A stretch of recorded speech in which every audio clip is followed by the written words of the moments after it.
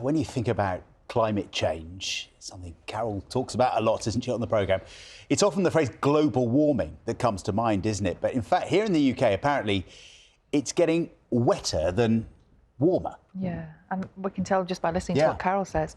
According to scientists at the World Weather Attribution Group, rainfall over the last few months was 20% heavier because of human-produced greenhouse gases. Well, our climate editor, Justin Rowlatt, is in Worcester to tell us more, and it looks like it might be raining.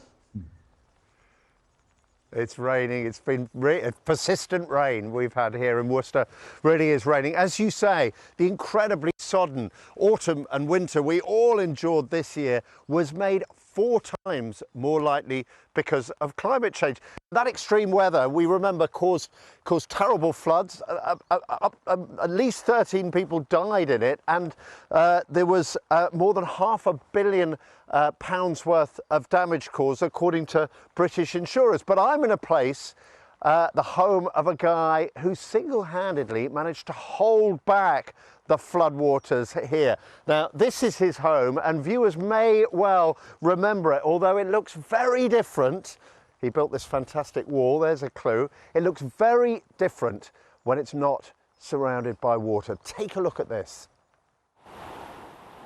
This is how Nick Lupton's home looked during the terrible floods that have hit parts of the UK since last October. An island in a sea of floodwater. This is a flood risk area, and Nick was getting sick of mopping up the mess.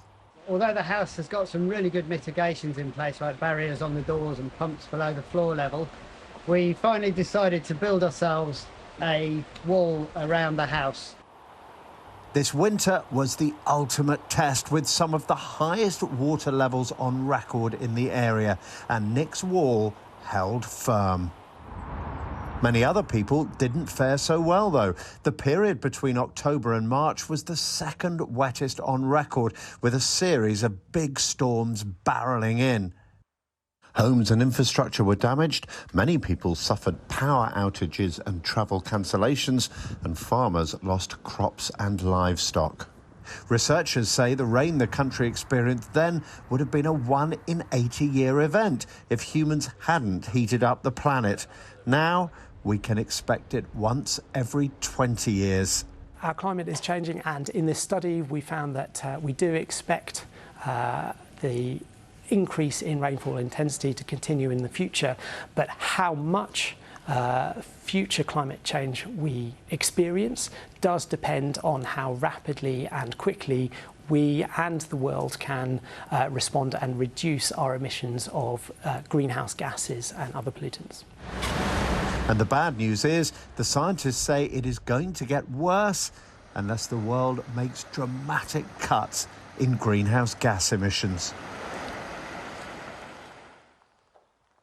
So that's the message from the scientists. We'll be talking to Nick, who built this fabulous wall, in a moment. But first, we've got Dave Throop, who used to be one of the Environment Agency's men here in the Midlands. Dave, how has flooding changed in the time that you've been looking at it? Well, the floods in this part of the world, they've certainly got bigger, they've got more frequent, and they last longer. If we take a really big flood, the sort that's going to challenge Nick's wall, 5 metres at Worcester, through the whole of the last century, we only saw 4 floods above 5 metres. Well, since 2020, we've seen 9 in this part of the world. So hold on, 4 for the last century and 9 just since 2020? Exactly that. And they're also lasting longer, so it's smaller floods, you know. We used to get an average of around 10 a year, something like that. Now 15, 20, 25 a year, something of that order. I mean, the physics is actually quite straightforward. Warmer air can hold, for every degree it gets warmer, can hold about 7% more moisture. As a person who's looking at preparing for flooding, does that worry you as the world continues to warm? Absolutely it does, and we should not be surprised. As you say, you can't beat physics, and all the forecasters say, and we need to be expecting floods in the order of 10-20% bigger in the next 10-20 years in this part of the world. Nick Throop, thank you very much indeed. Dave Throop, thank you very much indeed. Nick Lupton, this of course is your home. You were the man behind the wall. I think 30 million people watched one of the videos of your home. Are you worried, listening to Dave there, that you maybe haven't built the wall quite big enough? Maybe you need a bigger wall? Oh, I don't think we need a bigger wall, certainly not at this stage. We've built the wall about 12 inches higher than the highest flood that we've had, and that's actually quite a lot of water in this area, in the floodplain. It's a vast floodplain around here. However, we need to be ready to take precautions if it were to overtop the wall. What would we do then? What's our contingency plan? And we have other features to the house, like barriers on the doors. We've got pumps and so on that will hopefully keep the water out of the house. And even if it does flood within the house, we're able to recover from a flood quite quickly. Now, I'm intrigued to know, this is a flood-prone area. You did know when you bought the house that it was likely to flood, but I'm intrigued to know whether neighbours are coming to you and saying, Nick, we want to build similar walls. We want to protect our homes too. I'd love to take the credit, but actually near neighbours around here, there's 3 other people that I can think of that have built walls before I built the wall. They were the inspiration for me to build the wall. I'm glad they inspired me to do so. And it's worked so well. So from Nick Lupton's home, his fabulous flood wall he's built here, back to you in the studio.